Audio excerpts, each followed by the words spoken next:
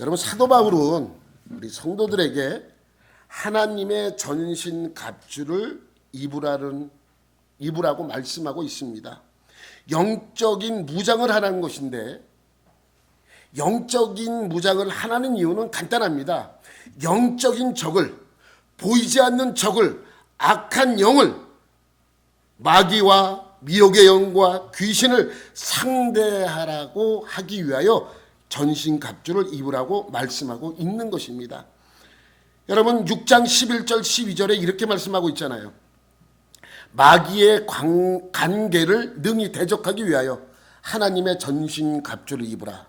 그러면서 우리의 씨름은 혈과 육, 보이는 상대와 싸움하는 것이 아니고 통치자들과 권세들과 이 어둠의 세상 주관자들과 하늘에 있는 악한 영들을 상대함이라 라고 말씀하고 있습니다. 여러분, 잘 생각하셔야 됩니다. 여기서 보이지 않는 적을 상대하기 위하여 입는 하나님의 전신갑주는 마귀와 직접 싸워 이기기 위한 전신갑주라기보다는, 잘 들으세요, 우리가 마귀와 직접 싸워서 상대하기 위하여 입으라는 것이 전신갑주가 아니라 하나님의 믿음을 지키는데 필요한 우리의 자세들이에요. 이게 전신갑주라는 거예요. 그것을 하나님의 전신갑주로 표현하고 있는데 이런 거예요. 여러분, 지금 이란하고 미국하고 막 전쟁을 하잖아요. 미사일 쏴대고 뭐 주변 나라들이 엉망이죠. 근데 갑자기 우리나라가 떴어. 이유가 뭐예요? 무기 때문에. 천궁2 뭐 요격률이 뭐 90% 이상 된다고 날라오는 거 다 맞춰요. 그러니까 몇 대 우리나라에서 수입했던 그 아랍 국가들이 우리나라한테 빨리 좀 달라고, 그래서 우리나라에 배치되어 있던 것을 빼가서 그걸로 수출한 것도 있답니다. 여러분, 근데 여러분 생각해 보세요. 미사일을 수출하게 되면 이란에서 싫어하지 않을까요? 싫어하죠. 근데 천궁2는 괜찮아. 미사일을 수입하는데 문제가 될 수 있는데 천궁2는 괜찮대요. 왜 그런지 아세요, 여러분? 예?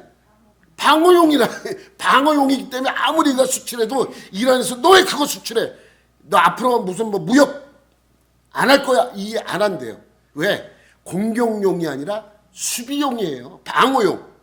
그래서 우리가 아무리 천궁2를 많이 수출해도 그것에 대하여 말하지 않아요. 공격하려는 것이 아니라 방어하는 것이기 때문에 그렇습니다. 여러분 보세요. 마귀가 우리를 공격할 때 사용하는 것이 무엇입니까? 칼입니까? 창입니까? 활입니까?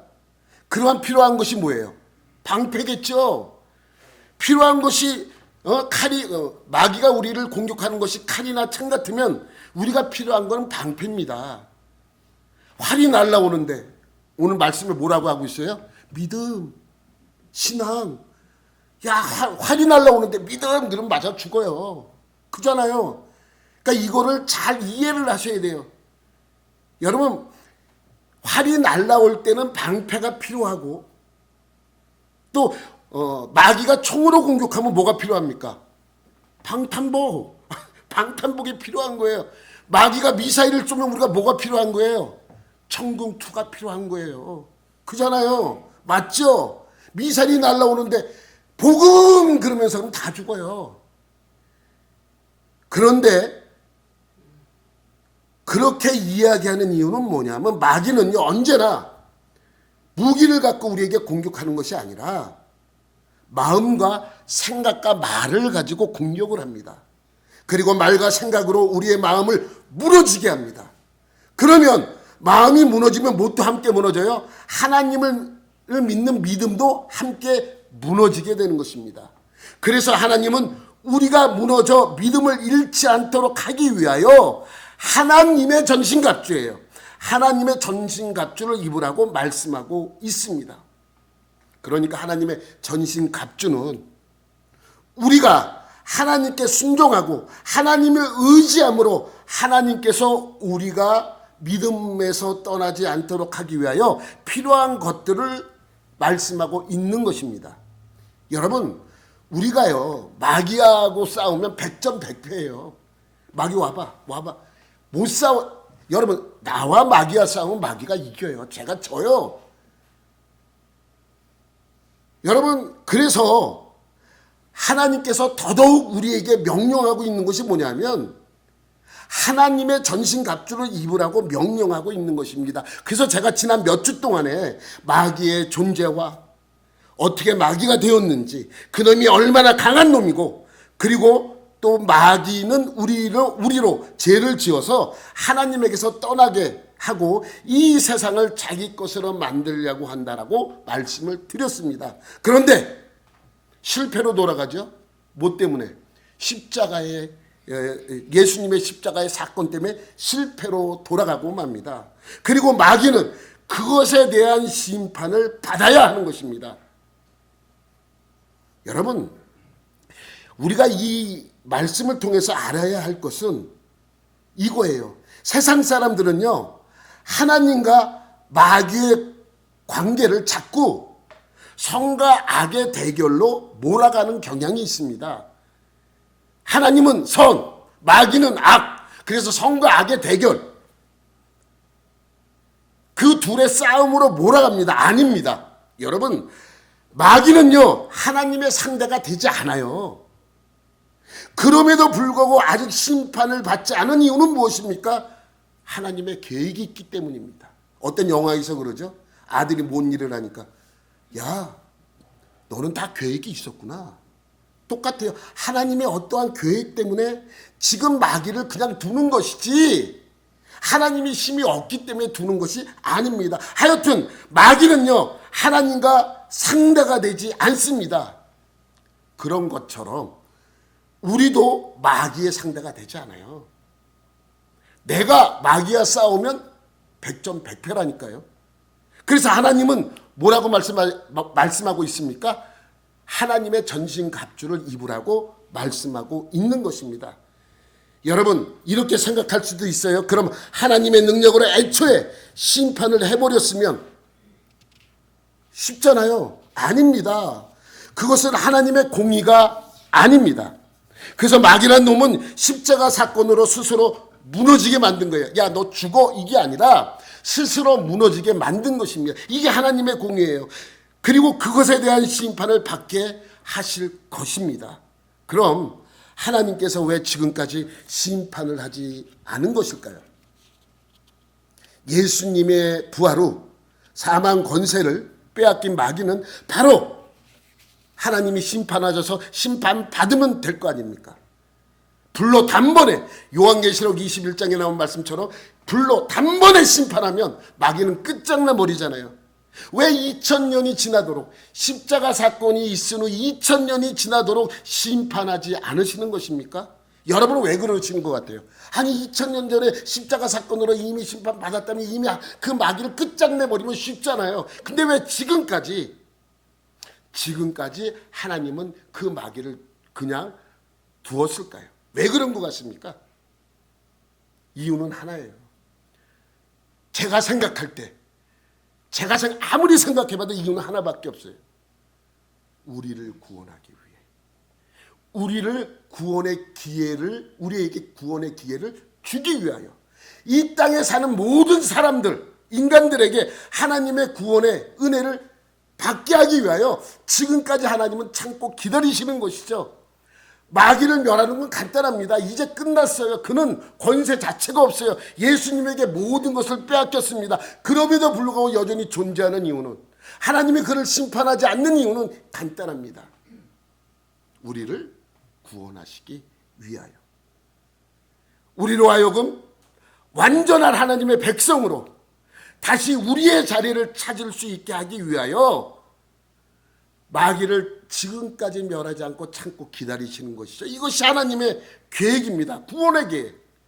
여러분, 아담과 하와가 타락했을 때 하나님은 계획을 세우잖아요. 야, 이 인간들을 구원해야 되겠구나 하면서 지금까지 온 것이 그 구원의 계획 속에 있는 우리의 모든 것들이죠. 그러니까 지금 하나님과 마귀가 전쟁하고 있는 것이 아니에요.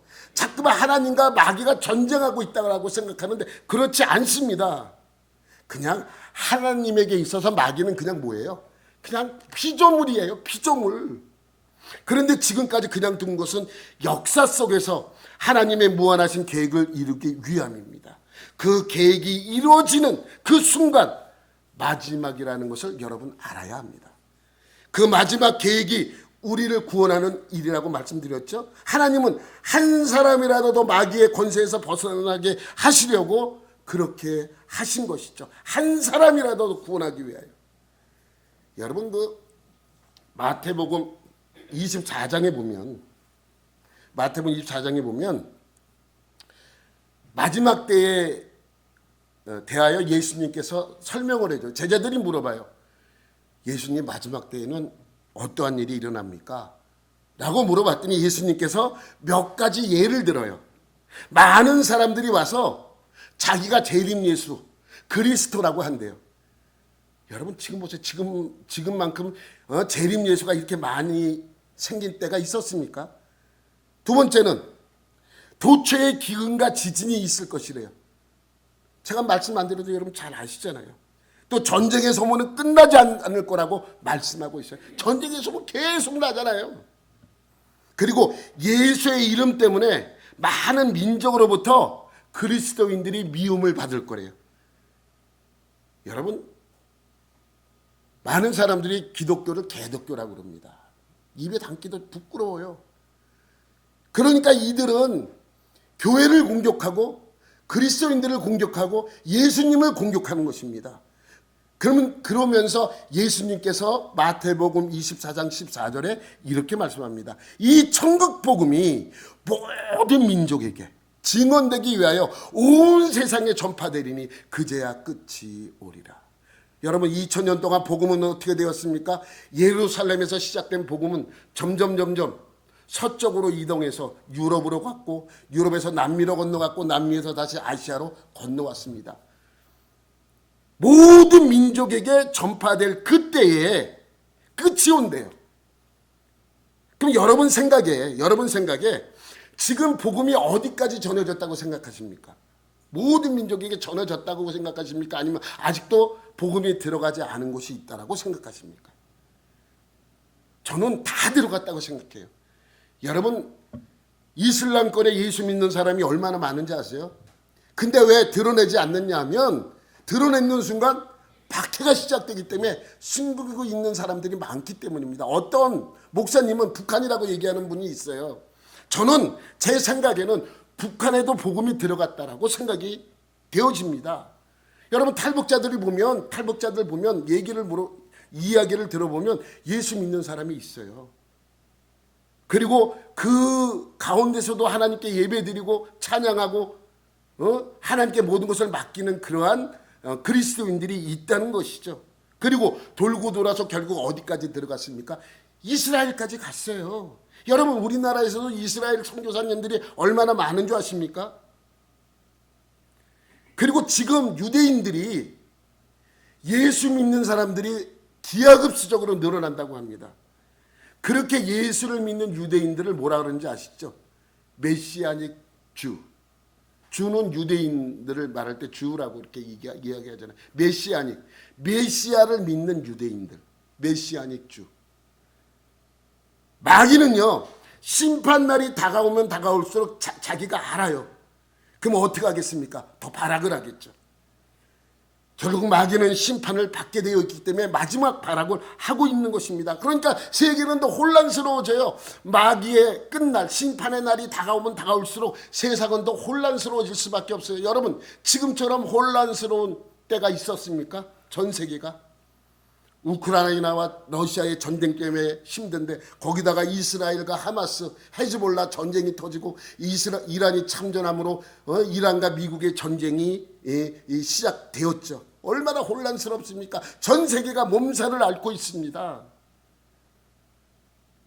결국 요한계시록에서 말씀하신 때가 그만큼 가까워졌습니다. 그리고 마귀는 우리를 넘어뜨리기 위해 마지막 발악을 하고 있는 것이죠. 그러면 여러분은 절대로 여러분의 믿음으로 마귀와 맞짱 떠서 이길 수 없습니다. 난 이길 수 있어. 와봐. 이길 수 없어요. 여러분, 우리는 눈뜬 장님이에요.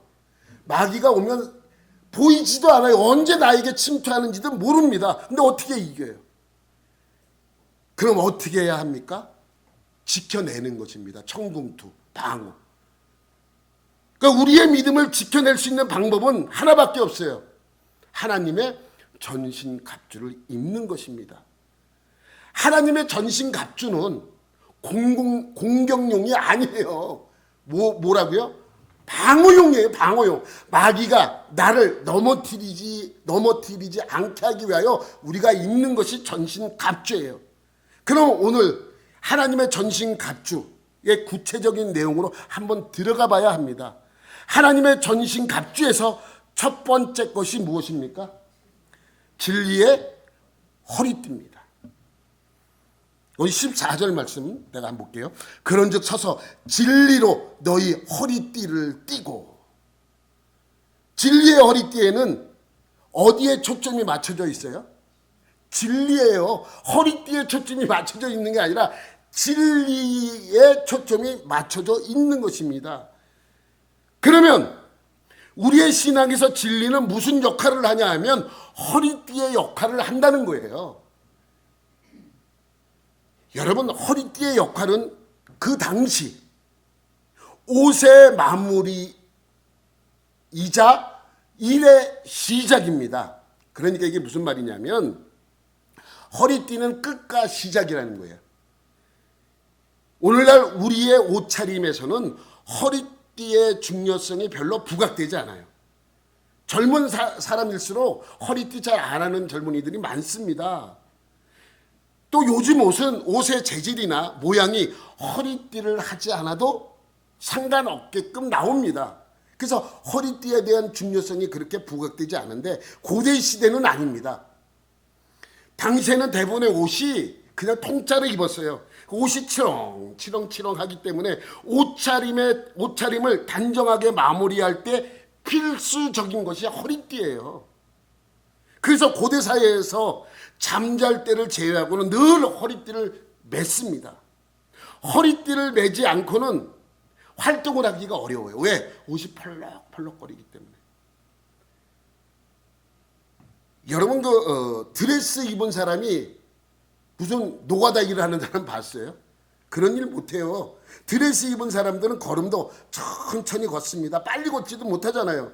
그러니까 과거 어머니들이 명절날 일할 때 한복을 입어야 되잖아요. 그러면 한복도 벌럭벌럭거려서 일을 못하잖아요. 그러면 어떻게 합니까?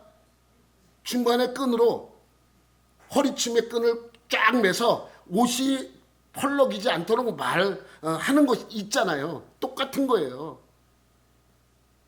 허리띠의 역할이 고대에도 허리띠의 역할이 그런 역할을 하는 것입니다. 그러니까 군사가 전쟁에 출전하기 위하여 무장할 때 마지막으로 하는 것이 허리띠를 하는 거예요. 마지막으로 하는 것.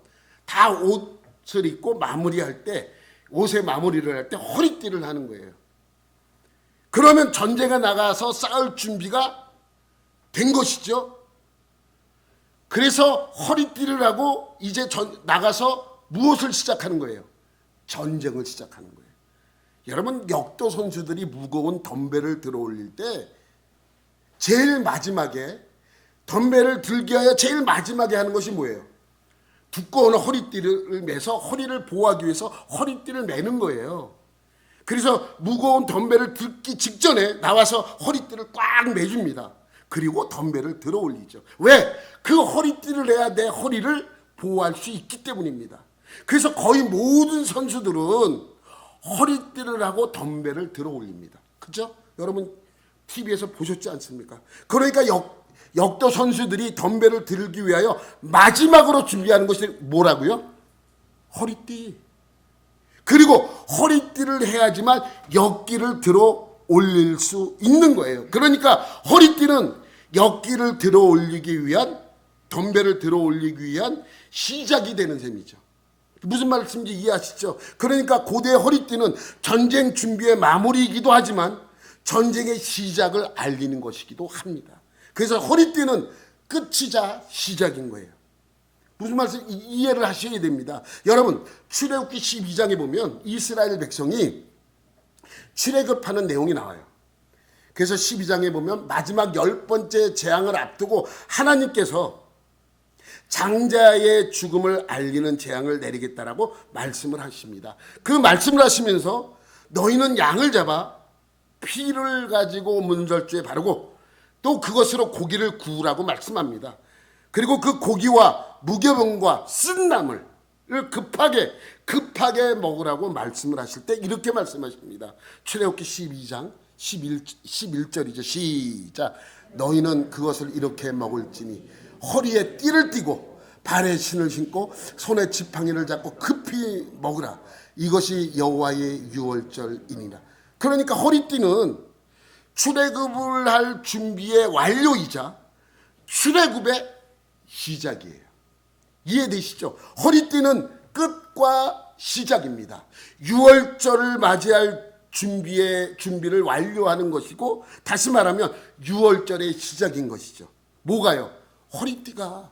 그래서 여러분 출애굽기와 레위기에 보면 제사장 옷에 대한 이야기가 쭉 나옵니다. 근데 그 옷에 대한 이야기가 나올 때 중요한 한 부분을 차지하는 것이 허리띠 부분이에요. 그냥 허리띠를 해라 이 정도가 아니라 허리띠는 이렇게 만들고 저렇게 해서 이렇게 묶어라라고 하시는 말씀이 기록된 것이 출애굽기와 레위기의 말씀이죠. 그래서 성경에 허리띠에 대한 많은 언급들이 나와요. 지금은 그런 언급을 잘 안 해요. 허리띠의 중요성이 그렇게 부각되는 시대가 아니기 때문입니다. 그러나 초대교회 때는 달라요. 여러분 초대교회 때 헤롯 왕, 그러니까 이 헤롯 왕은 예수님을 죽이려고 했던 헤롯 왕이 아니라 그의 아들 헤롯 왕이에요. 그 헤롯 왕이 돼요. 아버지가 죽고 나서 아버지의 땅의 한 부분을 받아서 왕이 됩니다. 근데 여전히 그들은 유대인으로부터 인정을 받지 못해요. 그런데 당시 유대 지도자들이 싫어하는 사람들이 있었어요. 그게 예수님을 따르는 무리들이에요.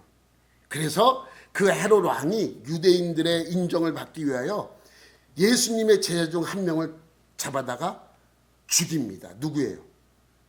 요한의 형제 야고보입니다. 야고보가 그래서 최초의 순교자가 야고보가 되는 거예요. 그리고 나서 베드로도 죽이기 위하여 잡아오게 가두고 도망가지 못하도록 손에 쇠사슬로 채웁니다. 여러분 기억나시죠?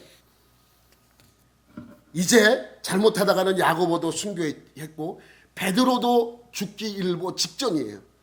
그러니까 지도자들이 이렇게 죽는다는 것은 교회에 큰 타격이 아닐 수 없습니다. 그래서 그때 이 베드로를 위하여 교회가 모여서 기도하기 시작합니다. 그런데 베드로는 태평스럽게 감옥에서 잠을 자고 있어요. 자기도 곧 죽을 텐데 잠을 자고 잠이 오겠습니까? 그때 천사가 급하게 나타나 베드로를 깨웁니다. 베드로는 눈을 비비며 일어납니다. 성경에는 눈을 비비며 뭐 이런 얘기는 없어요. 눈을 비비면서 일어나지 않았겠습니까? 베드로는 일어납니다. 그러니까 앞에 천사가 있어요. 그럼 저 쇠사슬이 손에서 스르르 풀리는 거예요. 그때 천사가 이렇게 말합니다. 사도행전 12장 8절 천사가 이르되 띠를 띠고 준비하라는 거예요. 그러니까 띠를 띠라는 것은 이미 준비를 마치라는 얘기죠. 띠를 띠고 신을 하고는 베드로가 그대로 하니 그리고 나서 감옥 문이 열리고 베드로가 탈출하는 거예요. 그러니까 탈출의 시작. 천사가 띠를 띠라는 얘기는 준비해라. 준비를 마무리해라. 준비가 다 끝나니까 베드로가 감옥문에서 나갈 수 있게 된 것이죠. 그러니까 허리띠를 하는 것은 준비의 마무리이자 일의 시작이에요. 이걸 잘 이해를 하셔야 됩니다. 허리띠는 그 당시 허리띠는 그러한 역할을 했습니다. 하물며 영적 전투에 투입되는 사람이 허리띠를 하지 않았다는 것은 말이 안 되는 거예요. 제일 중요한 것이 허리띠죠. 왜? 허리띠는 전쟁에 나갈 준비를 다 마쳤다는 의미고 전쟁의 시작을 알리는 것이기 때문입니다.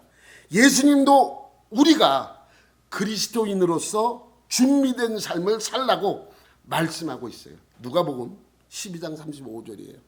허리에 띠를 띠고 등불을 켜고 서 있으라. 무슨 뜻이에요? 딱 알겠잖아. 준비해라.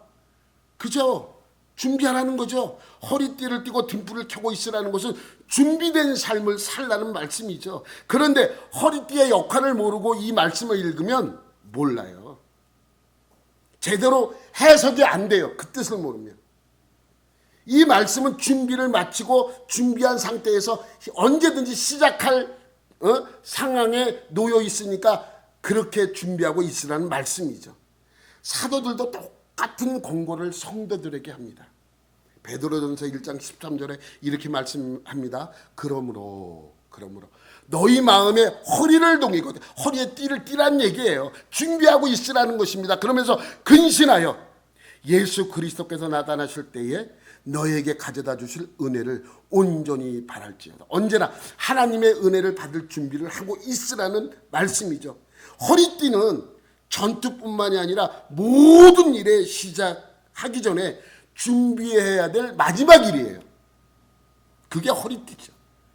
그런데 그 허리띠가 뭐라고요? 허리띠가 뭐라고? 허리띠가 제목. 허리띠가 진리잖아요. 진리. 허리띠가 진리잖아요. 진리의 허리띠. 우리의 신앙에서 진리는 뭐예요? 마지막이자 시작인 거예요. 뭐가? 진리가. 그러니까 우리 신앙의 모든 싸움의 가장 기본이 되는 것은 바로 진리죠. 진리로 준비되어 있지 않으면 모든 것이 무용지물입니다. 진리로 허리띠를 묶지 않으면 다른 것을 아무리 열심히 해도 말짱도루묵이에요.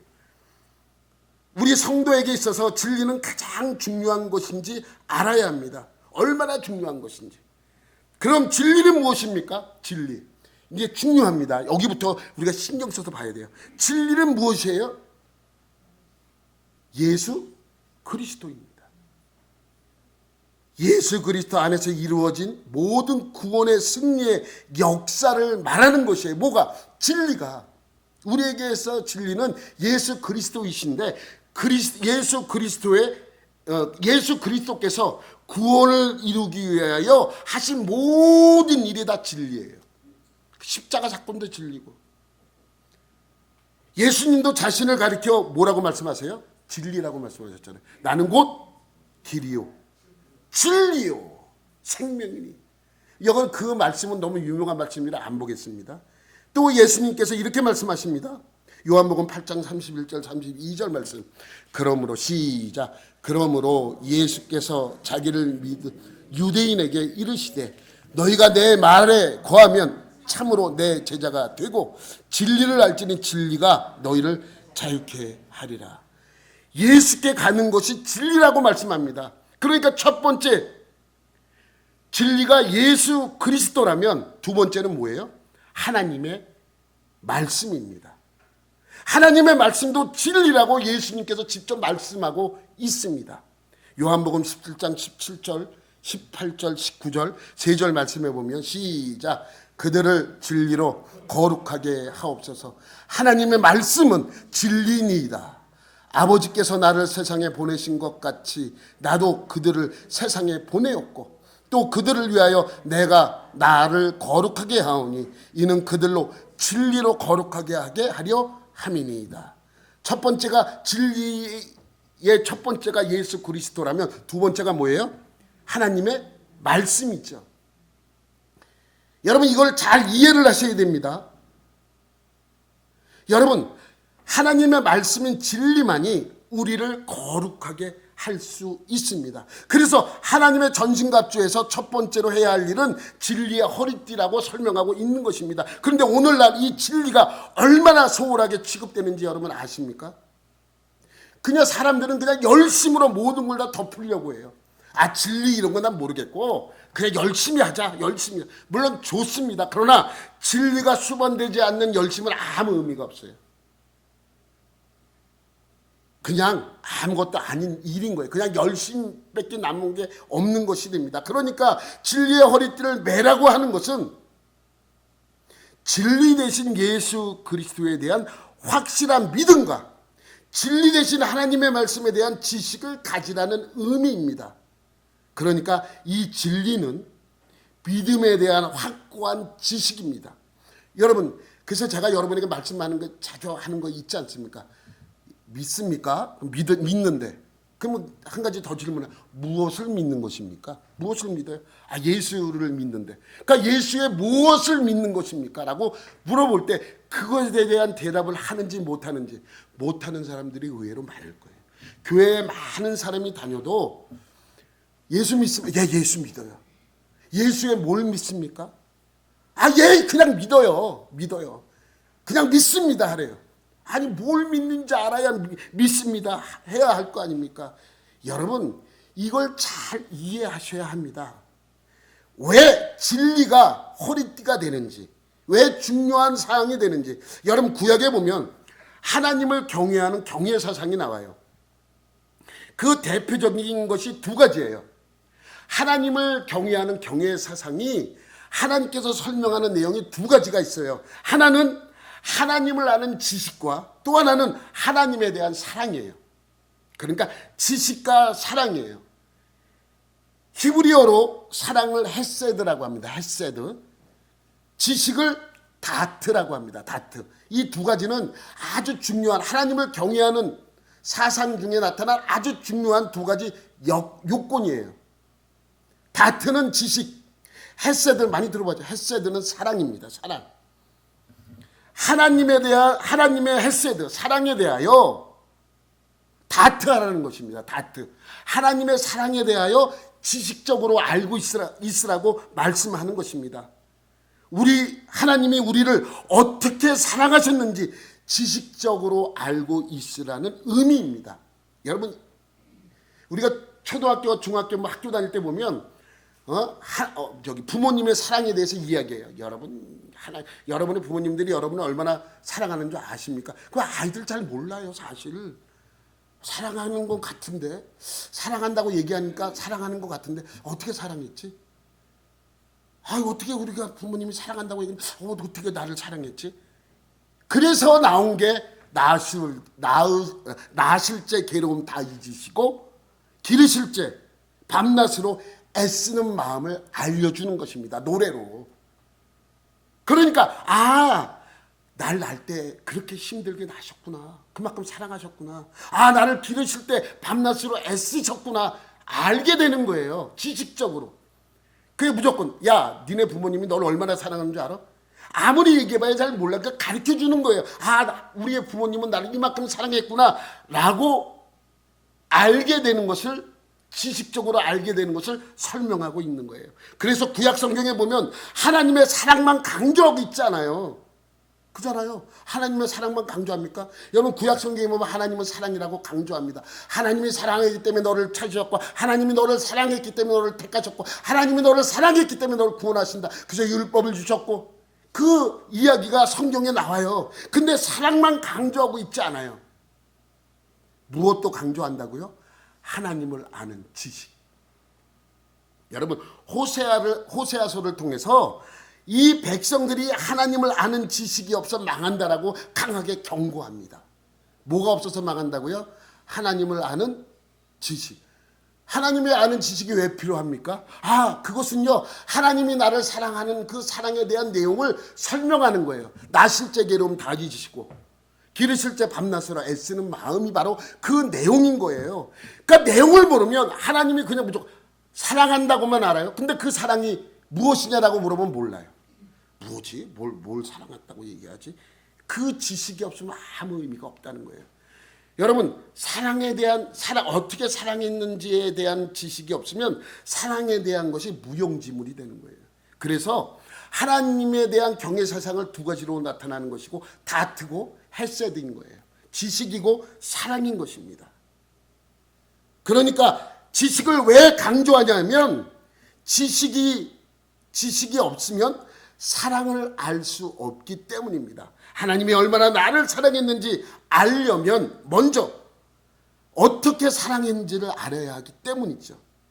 그러니까 하나님을 아는 지식을 모르면 하나님을 아는 사랑도 모르는 거예요. 그냥 입에만 사랑, 눈물의 씨야, 이렇게 얘기하는 것이죠. 여러분, 따라서 예수 그리스도가 진리인 것은 하나님이 우리에 대한 사랑을 얼마나 위대한 것인가라는 것을 알아야 돼요. 그 위대한 사랑이 뭐예요? 자기의 독생자 아들 예수를 이 땅에 보내서 죽게 하는 사랑이에요. 그만큼 우리를 사랑했다고 말씀하고 있는 것이에요. 그러니까 그 지식을 알아야 우리의 믿음이 올바로 설 수 있는 것입니다. 또 예수님은 하나님의 사랑을 회복시키셨기 때문에 예수님 자신이 바로 진리가 되는 것입니다. 그래서 구원받은 성도는 참 진리에 관한 지식을 알고 사랑을 추구해야 하는 사람이 되어야 합니다. 두 가지요.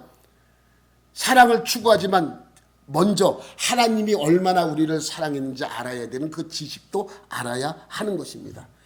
그래서 사탄은요, 제일 먼저 흔드는 것이 뭔지 알아요? 진리에 대하여 흔듭니다. 진리에 대한 잘못된 지식을 우리에게 넣어줍니다. 사탄은 사람들이 올바른 진리를 찾지 못하도록, 알지 못하도록 초대교회 때부터 혼란과 불확실성의 씨앗을 계속해서 뿌려왔어요. 교회 안에서. 그러니까 우리가 아는 순결하고 순수한 복음 안에다가 잡티를 자꾸 뿌려 넣어서 잘못된 믿음으로 갈 수 있게 그렇게 하는 것입니다. 그래서 신앙이 신비로 흐르고 기복을 찾게 되고, 그래서 이단 같은 잘못된 진리의 허리띠를 만들어서 쉽게 끊어지게 만들어 교회 안에 던져놓는 것이죠. 여러분, 사도들이 이미 그렇게 되었다라는 것을 알고 있었어요. 그 잘못된 진리가 교회 안에 와서 얼마나 회망하고 있는지 이미 알고 있었습니다. 그래서 사도 바울은 사도행전 20장 29절부터 32절까지 그것을 어떻게 막으라고 설명하고 있어요. 내가 떠난 후에. 이 내용은 뭐냐면, 사도 바울이 2차 전도 여행을 하고 마치고 이제 예루살렘을 가야 되는데 에베소를 들리고 싶어요. 근데 들리면은 예루살렘에 가지 못할 것 같으니까 에베소에 있는 장로들을 밀레도라는 곳에 불러요. 그래서 밀레도의 이 장로들을 불러다가 권고하는 내용이 오늘 이 내용이에요. 내가 떠난 후에 사나운 이리가 여러분에게 들어와서 그 양떼를 아끼지 아니하며 해방한다는 거예요.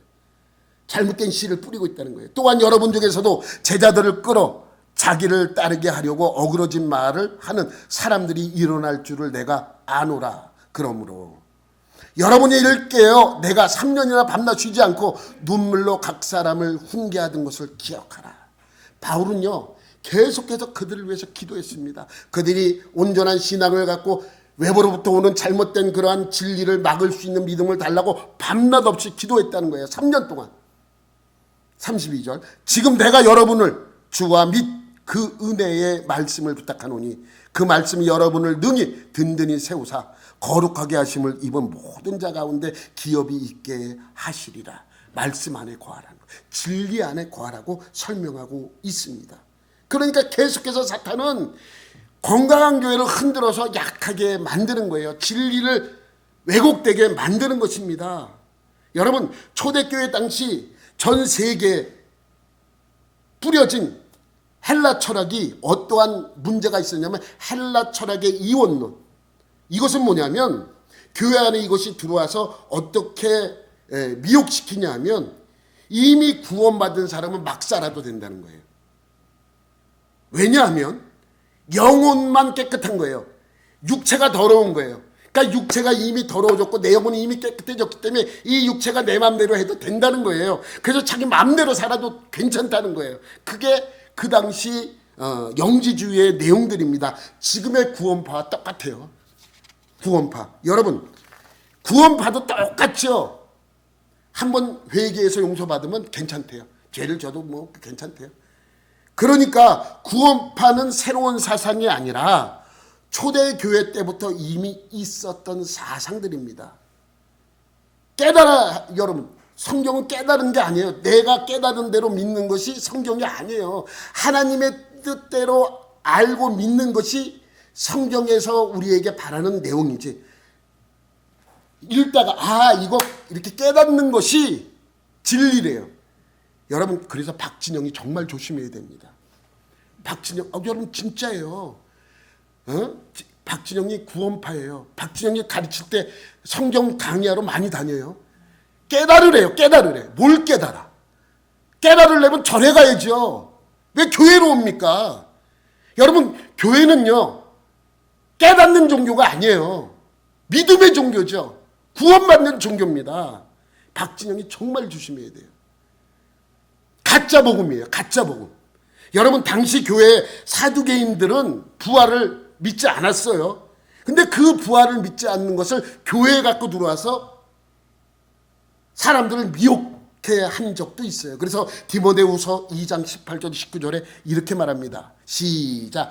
진리에 관하여는 그들이 그릇되었도다. 부활이 이미 지나갔다 하므로 어떤 사람들의 믿음을 무너뜨리느니라. 그러나 하나님의 견고한 터는 섰으니 인침이 있어 일렀으되 주께서 자기 백성을 아신다 하며 또 주의 이름을 부르는 자마다 불의에서 떠날지어다 하였느니라. 교회 안에 들어와서 자꾸만 부활이 없어. 진리가 잘못됐어. 이것이 진리야. 잘못되고 잘못 가르칩니다. 그리고 성도들이 온전한 믿음에서 무너뜨리려고 합니다. 따라서 교회는 하나님의 견고한 터이고 터 위에 서 있으라라고 강력히 권고하고 있는 것이죠. 여기서 하나님의 견고한 터는 예수 그리스도이십니다. 진리입니다. 그러니까 우리는 예수 그리스도의 견고한 진리의 터 위에 우리의 믿음을 세워야 하는 것이죠. 여러분, 제가 이 그림은 수도 없이 보여드렸어요. 믿음이라는 집이 있어요. 믿음이라는 집. 우리 신앙이 이 집으로 표현하자면 믿음이라는 집, 우리의 믿음의 집이에요. 그 집의 기초는 언제나 뭐가 되어야 돼요? 예수 그리스도가 되어야 됩니다. 여기에 어떤 것도 끼어들면 안 돼요. 문선명이든 이만희든 안상홍이든 박진영이든 끼어들면 안 돼. 그렇게 되는 순간 이 집은 믿음의 집이 될 수 없습니다.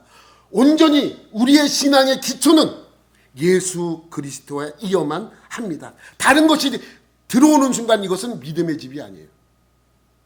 이 믿음의 집 위에 예수 그리스도 위에 두 기둥이 있죠. 이 두 기둥은 무엇입니까? 예수님의 십자가의 죽음과 부활이에요. 예수는 믿습니다. 근데 부활도 안 믿고 죽음도 믿지 않아. 그럼 이거는 온전한 믿음의 집이라고 할 수 없어요. 우리 신앙의 두 기둥, 예수님의 십자가의 죽음과 부활을 믿어야 이 집의 두 기둥이 세워지는 것입니다. 여기서 끝나지 않아요. 뭐가 남았어요? 지붕이 남았잖아요. 지붕은 뭐라고요? 예수님의 재림. 우리의 신앙은 예수님의 재림을 기다리는 것입니다. 그래야 심판이 이루어져요. 우리는 구원이 이루어지고 마귀는 심판이 이루어집니다.